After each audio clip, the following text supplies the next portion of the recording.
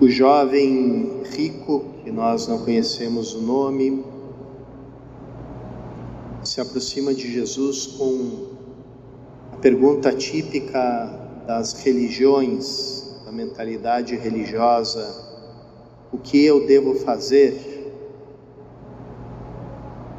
E Jesus responde segundo a lei, segundo a religião judaica, quer dizer, aquilo que o fiel judeu deve fazer com relação a Deus não é somente realizar atos de culto, como os pagãos faziam, ofereciam incenso aos deuses, ofereciam sacrifícios de animais aos deuses, mas viviam de um certo modo do jeito que queriam, e os deuses não se importavam muito se você era bom ou mau, porque os próprios deuses na mitologia, nas mitologias daqueles povos, também eles eram cheios de defeitos, de corrupção, etc. Mas não era assim com o Deus de Israel. Então, muito mais do que atos de culto, orações, oferendas, sacrifícios, que o Deus de Israel exige é uma conduta reta e justa. E Jesus repete esse ensinamento para aquele jovem, mas o jovem não se sente satisfeito com essa pergunta, com essa resposta. E essa insatisfação mostra o limite da religião antiga, mesmo na forma do judaísmo, porque toda forma religiosa, ela é uma realidade que pertence ao homem velho, porque o homem velho se coloca diante de Deus com um espírito de escravo, ou seja, cheio de temor, cheio de medo, e se sentindo obrigado a realizar as obras ou os atos correspondentes à vontade de Deus, porque consideram que é pior para eles se não fizerem isso. Então, é uma relação com Deus baseada no medo, no temor.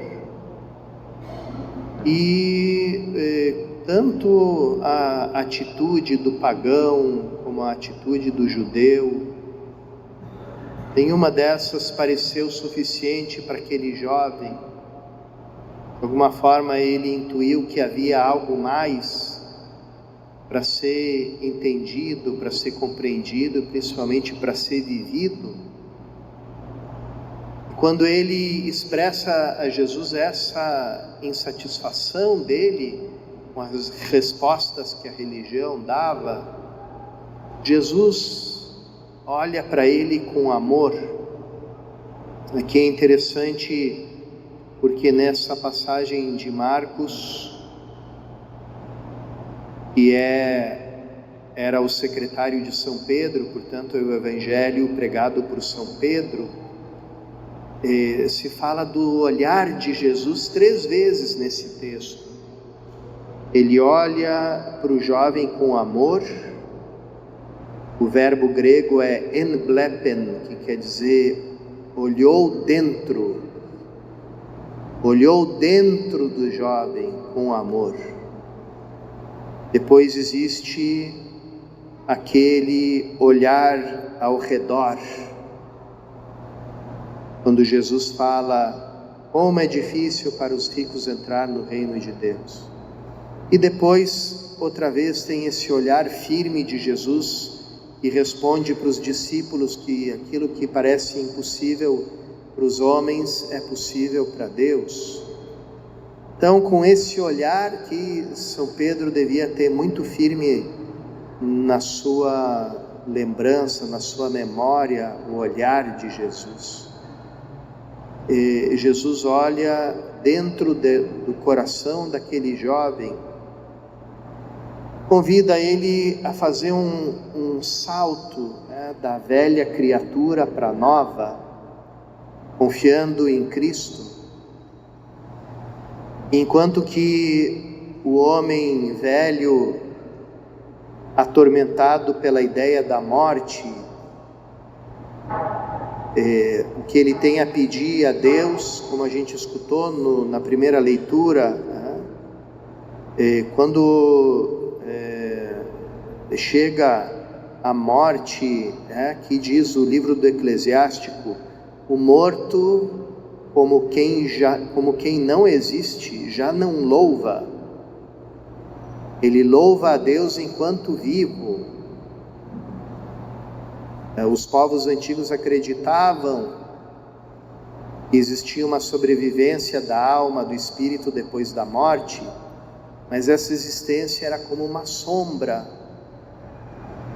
A gente lê muitas vezes no Antigo Testamento essa expressão, né, que quem está morto não louva a Deus. Então, me mantém na vida, Senhor, me mantém vivo para que eu continue te louvando, porque depois no reino dos mortos, na mansão dos mortos, como a gente diz no credo, né, já ninguém mais é capaz de te louvar, porque ali só reinam as sombras, uma sombra de vida.